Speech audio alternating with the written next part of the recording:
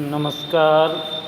महिला महाविद्यालय की ऑनलाइन कक्षाओं में आपका स्वागत है। मैं रतिराम कक्कड़, व्याख्याता हिंदी।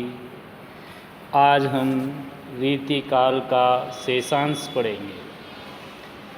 कल हमने रीति काव्य के बारे में पढ़ा और हमने जाना कि रीतिकाल की शुरुआत किस प्रकार से हुई, कौन कौन से विद्वान थे जिन्होंने रीतिकाल में योगदान दिया, रचनाएं की, कौन प्रवर्तक कवि हुए। इस बारे में हमने कल तक पढ़ा। उसकी विषय वस्तु को जाना, उसके प्रवर्तकों को जाना और प्रवर्तक होते कौन हैं इसके बारे में जाना। हमने अपने अध्ययन में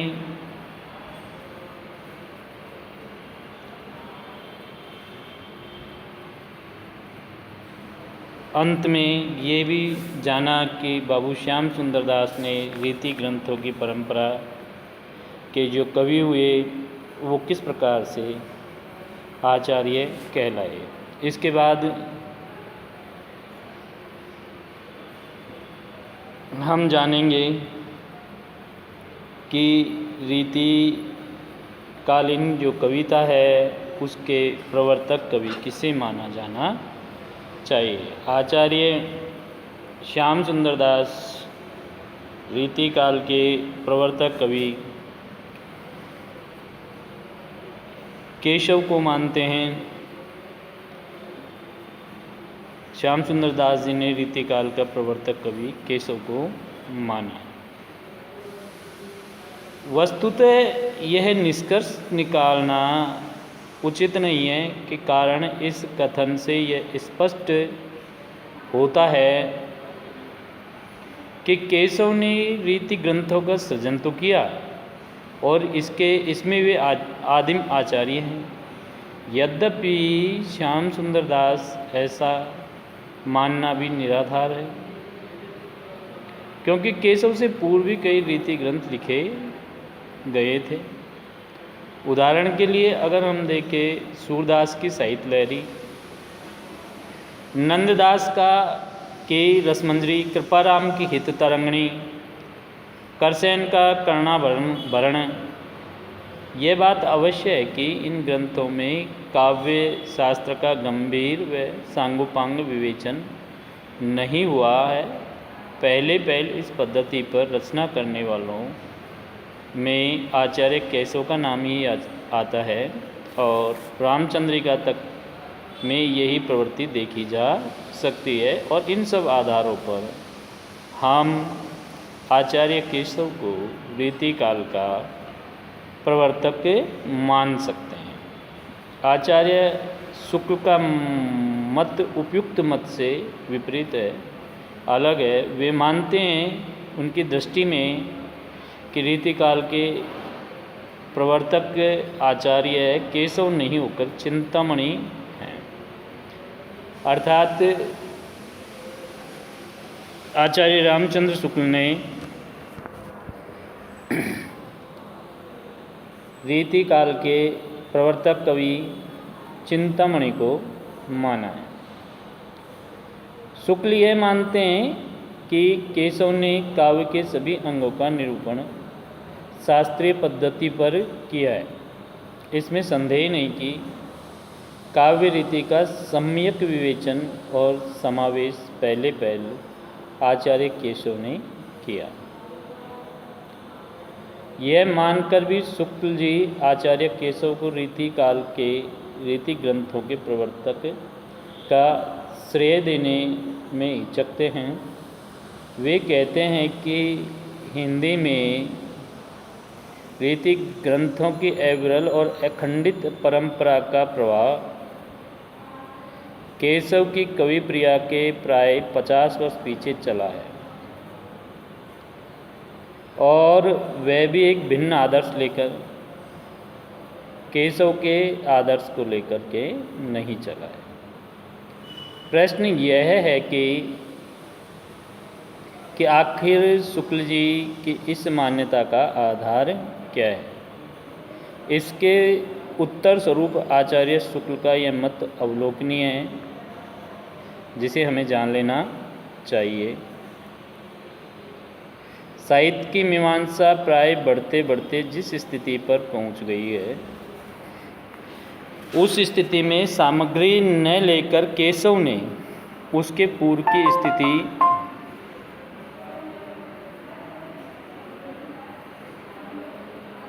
से सामग्री ली थी। उन्होंने हिंदी पाठकों को काव्यांग निरूपण की उस पूर्व दिशा का परिचय कराया था जो भामा और उद्भट के समय थी। उस उत्तर दिशा का नहीं जो आनंदवर्धन, मम्मट या विश्वनाथ द्वारा विकसित हुई। तो केशव को आचार्य शुक्ल प्रवर्तक कवि नहीं मानते और उन्होंने इसका कारण भी स्पष्ट किया है। पर केशव के उपरांत तत्कालीन रीति ग्रंथों की परंपरा चली ही नहीं। कवि प्रिया के 50 वर्ष पीछे उसकी अखंड परंपरा का प्रारंभ हुआ। यह परंपरा केशव की दिखाए पुराने आचार्य भामा या उद्भट आदि द्वारा जो मार्ग दिखाया गया था कि मार्ग पर नहीं चलकर परवर्ती आचार्यों के परिष्कृत मार्ग पर चली। काव्य के स्वरूप और अंशों के संबंध में हिंदी के रीतिकार कवियों ने संस्कृत के इन परवर्ती आचार्यों का मत ग्रहण किया। हिंदी के रीति ग्रंथों की अखंड परंपरा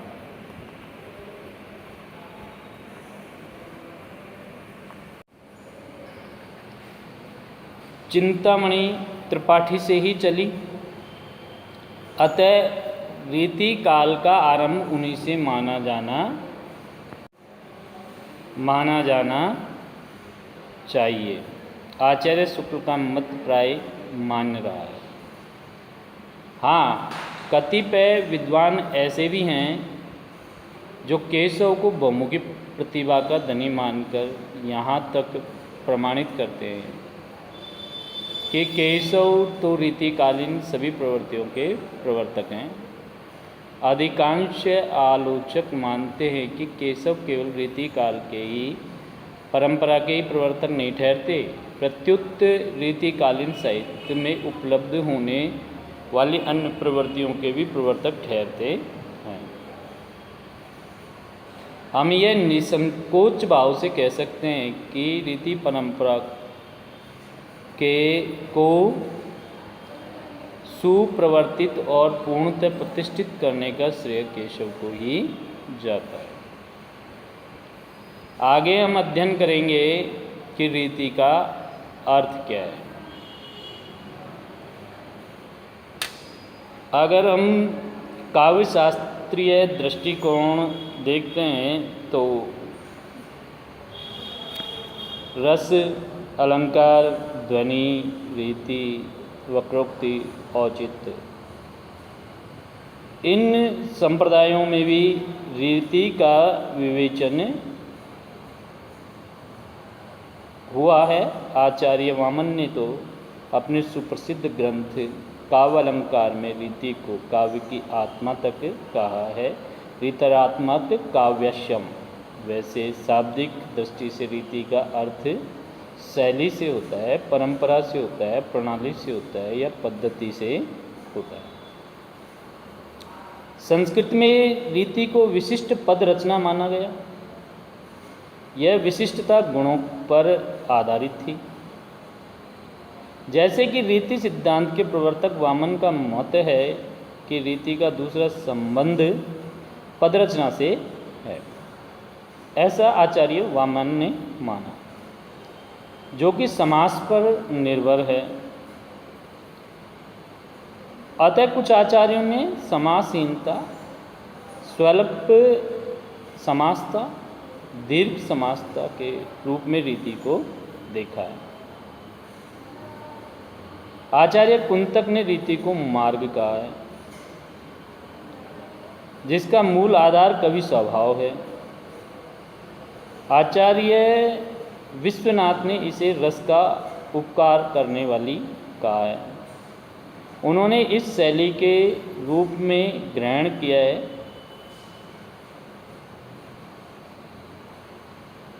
जिसका आधार वर्ण संगठन, गुण, समास है। हिंदी साहित्य में रीति शब्द का प्रयोग प्राय शैली या मार्ग में के विशिष्ट रूप में किया गया है। इस प्रकार हमने यह देखा कि आचार्य वामन,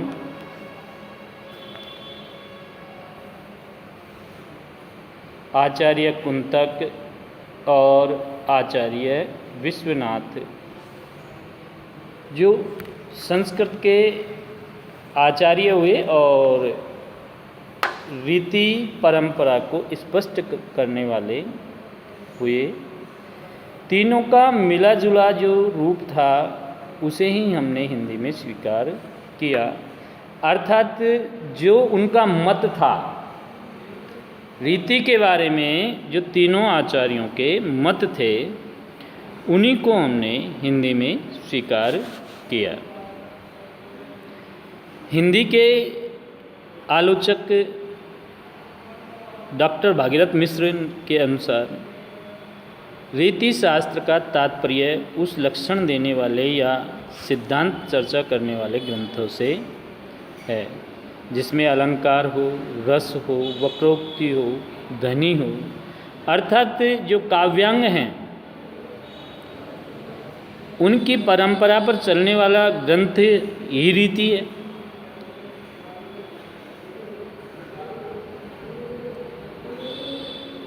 स्वरूप, वेद, अवयव आदि के लक्षण बताने वाला ग्रंथ ही रीति है।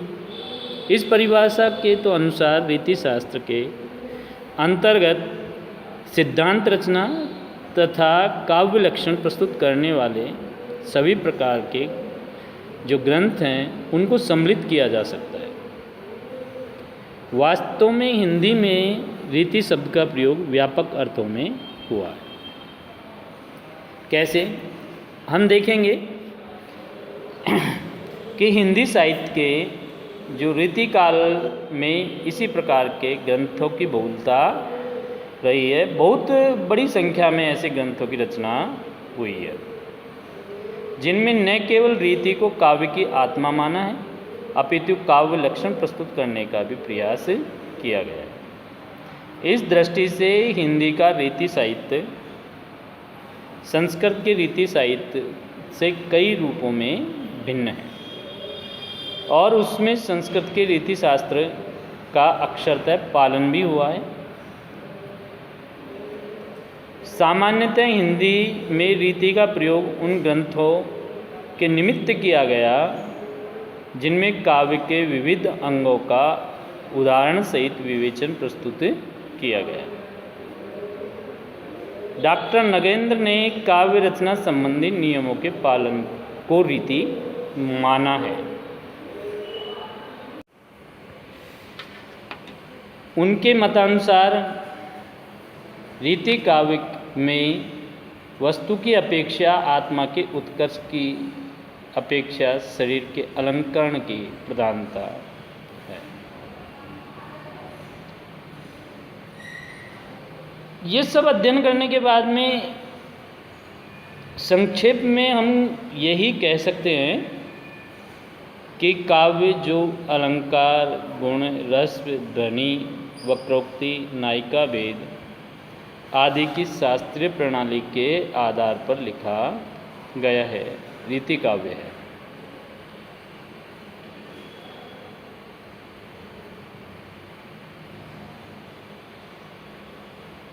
इस प्रकार के काव्य की परंपरा बहुत पुरानी रही है। संस्कृत साहित्य में इस प्रकार के साहित्य की सृजना विपुल मात्रा में हुई है। हिंदी को यह परंपरा संस्कृत से ही प्राप्त हुई है।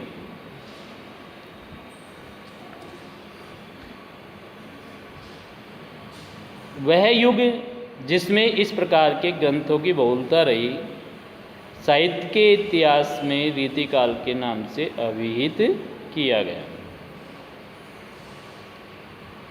हिंदी साहित्य की इतिहास परंपरा में विगत 2000 वर्षों से रचित साहित्य कृतियों का विवरण सम्मिलित है।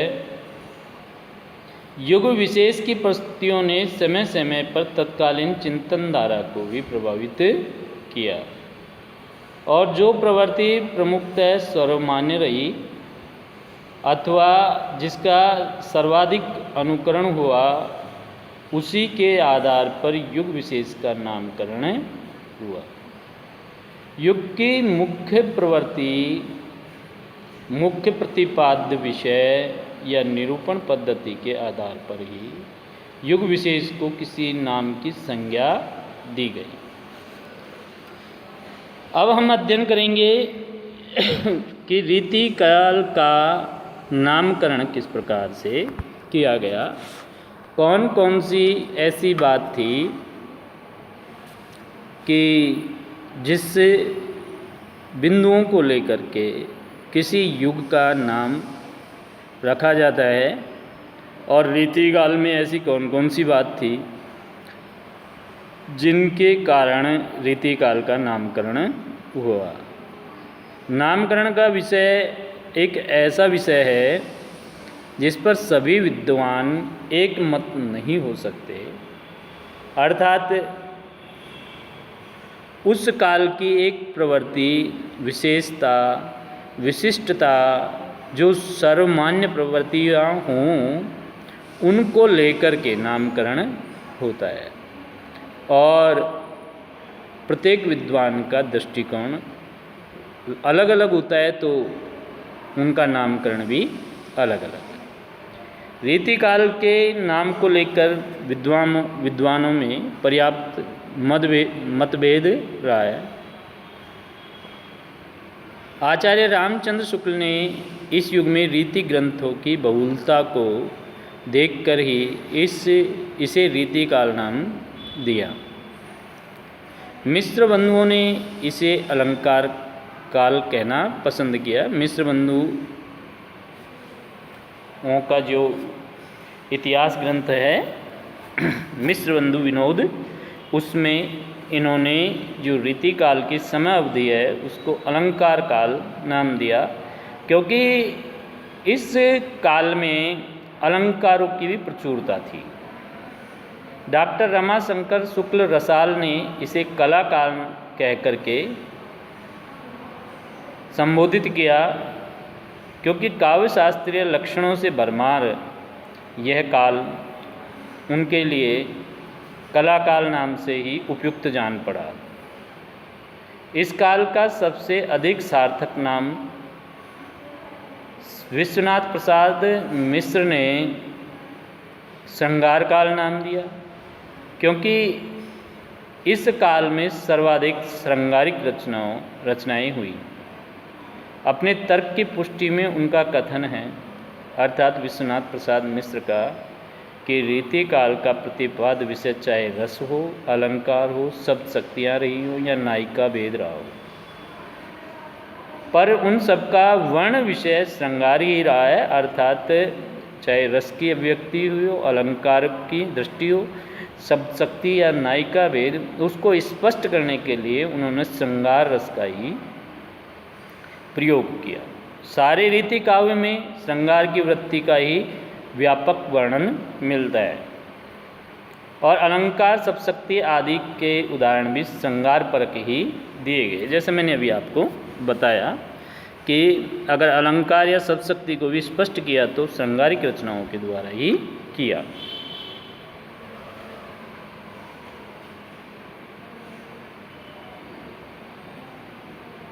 सारे रीति काव्य में श्रृंगार की वृत्ति का ही व्यापक वर्णन मिलता है। वस्तुतः इस युग में नायिका भेद, षट ऋतु वर्णन, नक्सिक वर्णन को विस्तार दिया गया। अलंकार, शब्द शक्ति आदि के उदाहरण भी श्रृंगार परक ही हैं। व्यापक प्रवृत्तियों के आधार पर इस काल को श्रृंगार काल कहना अधिक समीचीन प्रतीत होता है। आचार्य विश्वनाथ प्रसाद मिश्र के शब्दों